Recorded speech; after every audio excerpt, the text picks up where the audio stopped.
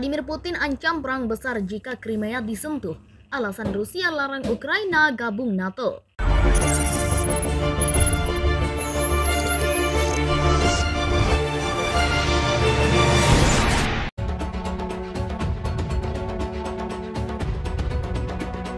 Ukraina sendiri berkisar pada tuntutan Kremlin agar Ukraina dan negara bekas Uni Soviet lain tak diterima untuk bergabung dengan NATO. Namun Amerika Serikat, NATO, dan Ukraina menolak tuntutan tersebut. Rusia pun mengirim sekitar 100.000 pasukan ke perbatasan Ukraina.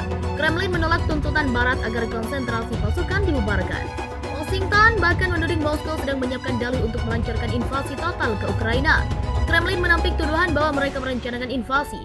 Pemerintahan Putin menyebut AS dan sekutunya justru memprovokasi. Vladimir Putin sendiri mengaku pihaknya siap melanjutkan negosiasi kendati ada perbedaan mendasar antara tuntutan dua pihak yang berkonflik.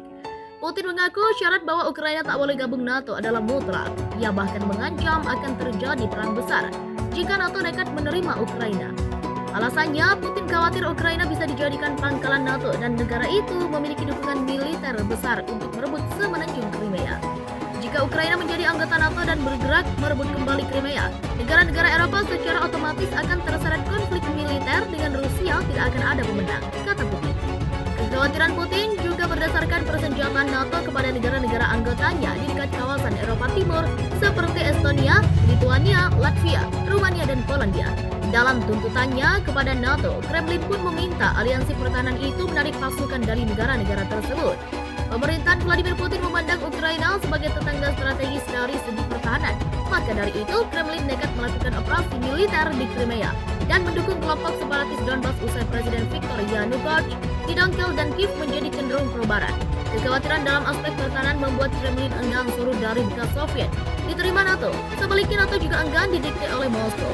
Dua sikap tegas tersebut membuat negosiasi diplomatis akhir-akhir ini berjalan buntu. Namun usai kunjungan Presiden Prancis Emmanuel Macron pada Senin 7 Februari lalu, Putin mengaku usulan Macron berpeluang dijadikan basis untuk mewujudkan resolusi konflik Rusia-Ukraina. Presiden Macron sendiri segera bertolak ke Kiev untuk bertemu Presiden Volodymyr Zelensky usai rapat dengan Putin.